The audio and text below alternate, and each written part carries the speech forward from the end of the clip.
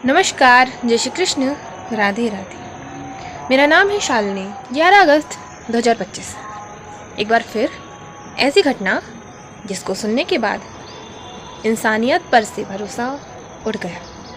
ये लाइन सब बोलते हैं ना, परंतु ये लाइन बोलने से पहले हमें ये समझना ज़रूरी है कि इंसानियत पर भरोसा था कब। हर साल, हर बार कोई ना कोई ऐसी घटना सुनने में आती ही है जिसको सुनने के बाद सब कहते हैं इंसानियत पर से भरोसा उठ गया, पर ये भरोसा था ही नहीं। 11 अगस्त, मनीषा नाम की एक लड़की।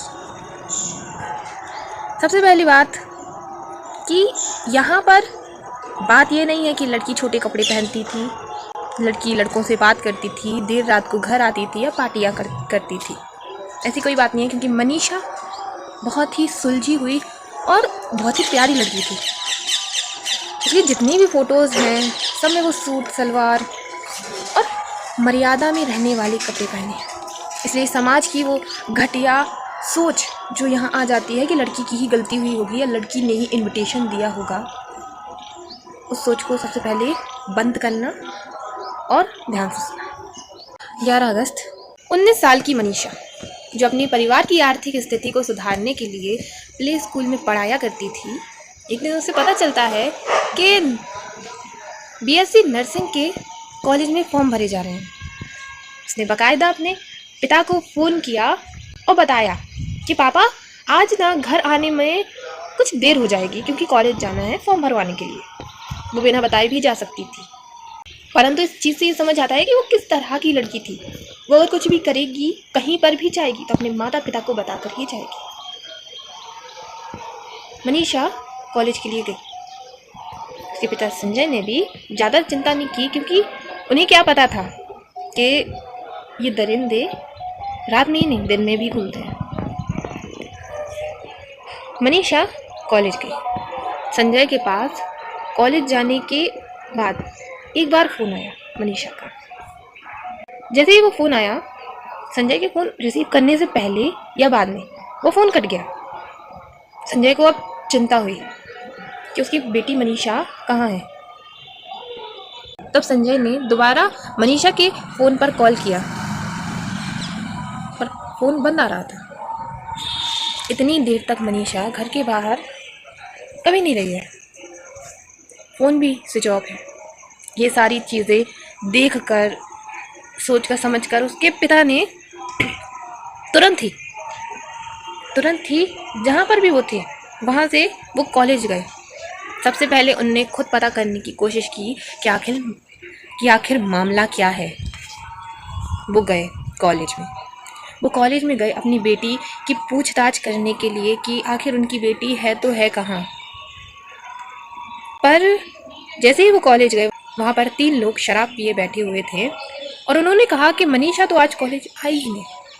जब संजय ने उन लोगों से कहा कि आप एक बार ध्यान से देखिए या सीसीटीवी कैमरा चेक कीजिए, ये सारी चीज़ें जब संजय ने उन 3 लोगों से बोली, तब उन लोगों ने साफ मना कर दिया कि हाँ सीसीटीवी तो है ही नहीं, और जो सीसीटीवी का सिस्टम है वो जो संभालते हैं वो तो अभी छुट्टी पर है। संजय ने दूसरा काम किया, तुरंत पुलिस को इन्फॉर्मेशन देने का।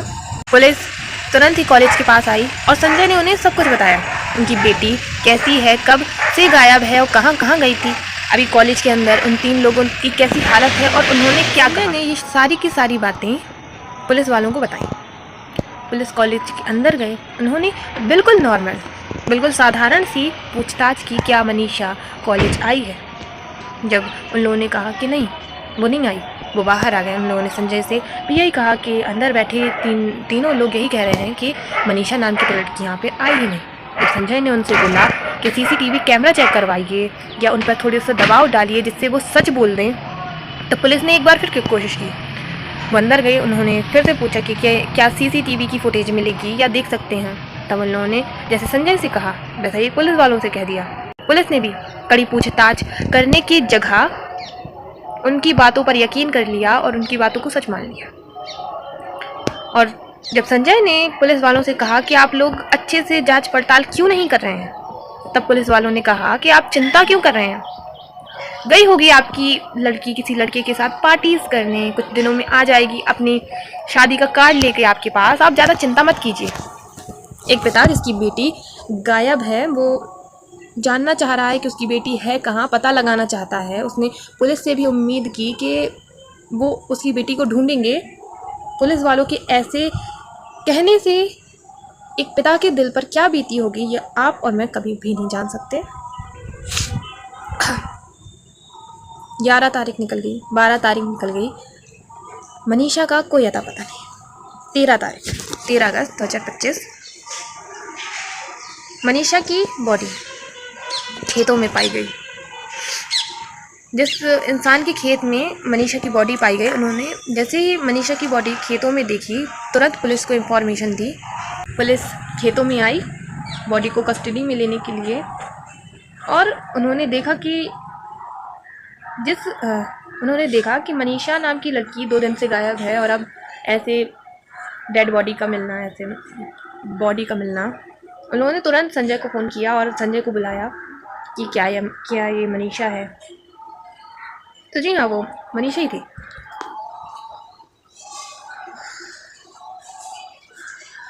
मनीषा। एक बार बॉडी की हालत सुन लीजिए। चेहरे के ऊपर किसी ने तेजाब डाला हुआ था, जिससे चेहरा पूरा जल गया था।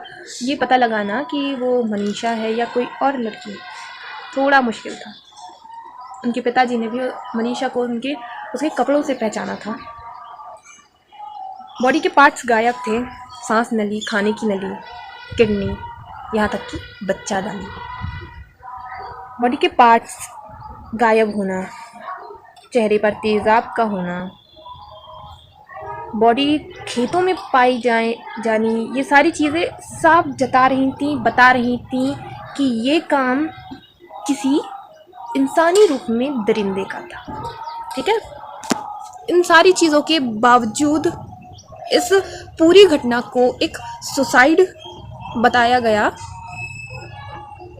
और संजय जी का जो मनीषा के पिताजी थे, उनका एक साफ बयान था कि जब तक उनकी बेटी को इंसाफ नहीं मिल जाता, वो बॉडी का जो अंतिम संस्कार है, क्रियाक्रम है, वो कुछ नहीं करेंगे, क्योंकि उन्हें अपनी बेटी के लिए इंसाफ चाहिए था। उनका एक बयान ये था। दूसरी तरफ कुछ दिनों बाद उनका बयान आया कि वो सरकार पर और पुलिस वालों पर यकीन करते हैं, उन्हें विश्वास है कि उनकी बेटी को इंसाफ मिल जाएगा, और अब वो अपनी बेटी का क्रियाक्रम पूरी रीति रिवाजों के साथ, पूरी श्रद्धा के साथ, पूरे अच्छे तरीके से वो सब करेंगे। और उन्हें पूरा भरोसा है सरकार पर कि उनकी बेटी को इंसाफ मिल जाएगा। अगले ही पल ये बयान आता है, जहाँ पर एक पिता शुरुआत में कह रहा था कि उसकी बेटी सुसाइड कर ही नहीं सकती, जब तक उसको इंसाफ नहीं मिल जाता वो कोई क्रियाक्रम नहीं करने वाले। अगली पल क्या हुआ ऐसा कि वो इन सारी चीज़ों के लिए मान गए। बात बस इतनी है कि संजय एक गरीब पिता था, और उसकी बेटी मनीषा के साथ ये सब करने वाले अमीर लोग। वरना जिस तरह से इस केस को दबाया जा रहा है, छुपाया जा रहा है, मीडिया वाले इस न्यूज़ को कवर नहीं कर रहे हैं, लोगों को इस बारे में पता नहीं है। 11 तारीख की ये न्यूज़ है, मुझे इस बारे में 20 तारीख को पता चल रहा है। मतलब हम लोग कितने ज़्यादा, मतलब समझ नहीं आता एज ए सोसाइटी हम हर बार कैसे फेल हो सकते हैं। यहाँ पर ना 2 चीज़ें हैं। सबसे पहली तो हमारे देश की सरकार, हमारे देश का न्याय, जिसके बारे में जितनी बात की जाए उतनी कम है, क्योंकि यहाँ पे हमें ना जो न्यूज़ है भी नहीं, जो किसी का पारिवारिक मुद्दा है, जो किसी इंसान की पर्सनल चीज़ है, उसको इतना हाईलाइट करके दिखाया जाएगा, इतना ज़्यादा बढ़ा चढ़ा के बताया जाएगा कि वो उससे बड़ी तो देश में कोई समस्या है ही नहीं। जो चीज़ वास्तव में परेशानी का विषय है, वास्तव में समस्या है, उसका ना समाधान मिलता है, यहाँ तक कि उस घटना को इतना बड़ा दिखाया तक नहीं जाता। कैसे पता होगा लोगों को मनीषा के बारे में? और पता होगा भी, दूसरी बात, पता होगा भी तो हमारी सोसाइटी ऐसी है, जब तक उनके घर तक बात ना जाए, जब तक उनके घर पर कुछ ऐसा ना हो जाए वो आवाज़ नहीं उठा सकते, कभी नहीं। लोगों को भी सिर्फ और सिर्फ मसाले वाली कहानियाँ, केसेस यही सुनना पसंद है। जिस भी केस में उन्हें दिखेगा ना नीला ड्रम है, किसी सेलिब्रिटी का गाना बैन हो गया है, या ऐसी कोई भी चीज़ उन्हें मतलब दिखेगी ना, तो वो इतना ज़्यादा हाइपर करेंगे, इतना ज़्यादा उस केस को बड़ा बना देंगे कि हमें तो इंसाफ चाहिए, हाँ वी वांट जस्टिस, और हम लोग तो साथ हैं, हम लोग कुछ भी कर सकते हैं, ब्ला ब्ला ब्ला। शांत।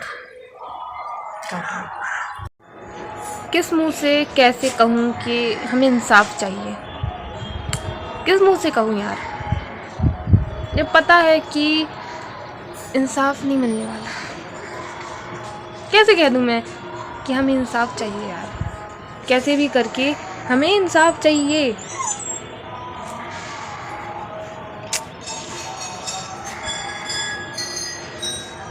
बोलिए ना, एक बात कहनी है।